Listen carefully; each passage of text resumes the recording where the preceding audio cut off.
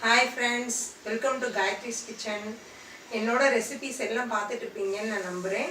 So உங்களுக்கு அதில் ஏதாவது டவுட்ஸ் இருந்துச்சுன்னா என்கிட்ட ஷேர் பண்ணுங்கள். அதே மாதிரி உங்களுக்கு ஏதாவது தேவையான புது ரெசிபீஸ் வேணும்னாலுமே நீங்கள் ஷேர் பண்ணலாம். நான் அதையும் புது வீடியோஸில் போடுறேன். இன்றைக்கி வந்து நம்ம டொமேட்டோ ரைஸ் பண்ண போகிறோம். ஸோ அது எப்படி செய்யலான்னு பார்க்கலாமா? அதுக்கு தக்காளி டொமேட்டோ வந்து ஒரு 3 எடுத்துக்கோங்க. அப்புறம் ஒரு 2 பெரிய வெங்காயம். அப்புறம் ரைஸ் வந்து ஒரு 250 கிராம், 1/4 கிலோ ரைஸை வந்து நல்லா கழுவி அதை ஊற வச்சுக்கோங்க. அதுக்கப்புறம் கீ, அப்புறம் ஆயில், அப்புறம் கடிப்பத்தா, தனியா, கருவேப்பிலை, கொத்தமல்லி, பச்சை மிளகா, சால்ட், ஜிஞ்சர் கார்லிக் பேஸ்ட் வந்து ஒரு 3 to 4 ஸ்பூன் எடுத்து வச்சுக்கோங்க. புதினா, அப்புறம் கரம் மசாலா. அப்புறம் லாஸ்ட்டாக வந்து நம்ம தேங்காய் பால். அதை இப்போ எப்படி செய்கிறதுன்னு பார்க்கலாமா? பக்கத்தில் ஸ்டவ் ஆன் பண்ணி இப்போ ஒரு 2 to 3 ஸ்பூன் வந்து கீ போட்டுக்கோங்க. அதே மாதிரி கொஞ்சம் ஆயில்.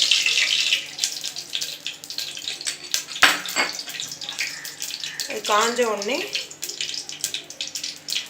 கரம் மசாலா போடுங்க. கருவேப்பிலை, கடிப்பத்தா, அப்புறம் ஆனியன் நல்லா வதங்கணும். ஆனியன் அப்புறம் க்ரீன் சில்லி போட்டு கொஞ்சம் நல்லா லைட் ப்ரௌனிஷாக வர வரைக்கும் ஃப்ரை பண்ணுங்கள். இப்போ பாருங்கள், இந்த மாதிரி வதங்கியிருக்கணும். இப்போ நம்ம அந்த ஜிஞ்சர் கார்லிக் பேஸ்ட் அதை போட்டு அதோட ரா ஸ்மெல் போகிற வரைக்கும், அதாவது பச்சை வாடை போகிற வரைக்கும் நல்லா வதக்குங்க. உடனே சால்ட் போட்டுருங்க.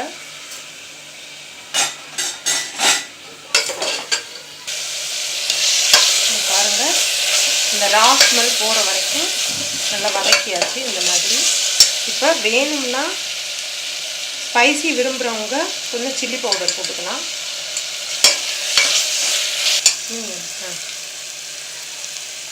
இப்போ அதோட இந்த டொமேட்டோ ஆட் பண்ணுங்கள். நிறைய பேர் டொமேட்டோவை வந்து நல்லா மிக்சரில் கிரைண்ட் பண்ணிடுவாங்க.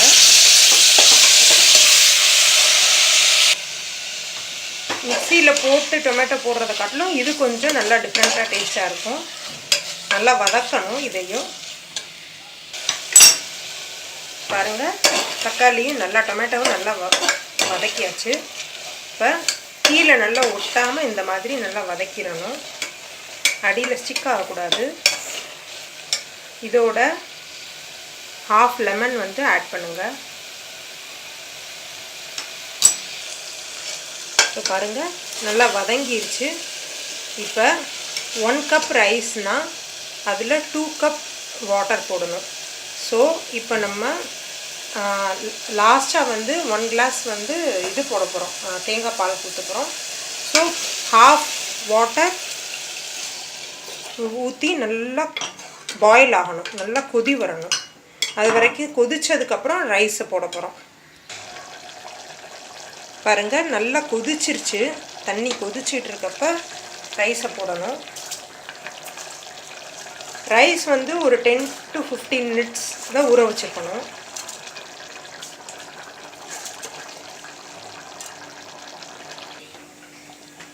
ஒரு 2 மினிட்ஸ் வந்து அப்படியே லைட்டாக மூடி வைங்க குக்கரை, அதாவது விசில் வைக்க வேணாம். நல்லா கொதித்து அந்த ரைஸ் லைட்டாக வேகணும். பாருங்கள், ஒரு 2 மினிட்ஸ் ஆயிடுச்சு. ரைஸ் வந்து கொஞ்சம் ஓரளவு மிக்ஸ் பண்ணியாச்சு. இப்போ 1 கிளாஸ் கோகோனட் மில்க் ஆட் பண்ணி அதோட மின்ட், புதினாவும் தனியாவும் போட்டு மிக்ஸ் பண்ணிடுங்க. இந்த மாதிரி பபிள்ஸ் வரணும். வந்தோடனே கோகோனட் மில்க் வந்து லாஸ்ட்டாக தான் போடணும். ரொம்ப நேரம் வந்து இது பாயில் பண்ணக்கூடாது. இந்த மாதிரி பபிள்ஸ் வந்தோடனே குக்கரை வந்து மூடி விசில் வச்சுருங்க. இப்போ ஸ்டவ்வை வந்து கொஞ்சம் சிம்மில் வச்சுருங்க. ரொம்ப ஹையாக இருக்க வேணாம், கொஞ்சம் சிம்மில் வச்சுருங்க. மீடியமாக இருக்கணும். இப்போ ஸ்டவ்வை சிம்மில் வச்சாச்சு. இப்போ ஒரு விசில் வந்தோடனே ஆஃப் பண்ணிடுங்க. அப்போனா தான் நல்லா உதிரியாக பொலன்னு நல்லா வரும். பாருங்கள், இப்போ ஒரு விசில் 2 விசில் வச்சாச்சு. பாருங்கள் எப்படி வந்திருக்குன்னு.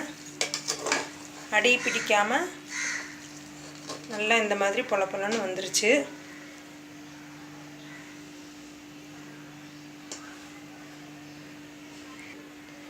ஒரு விசில் 2 விசில் பார்க்கணும். அப்புறம்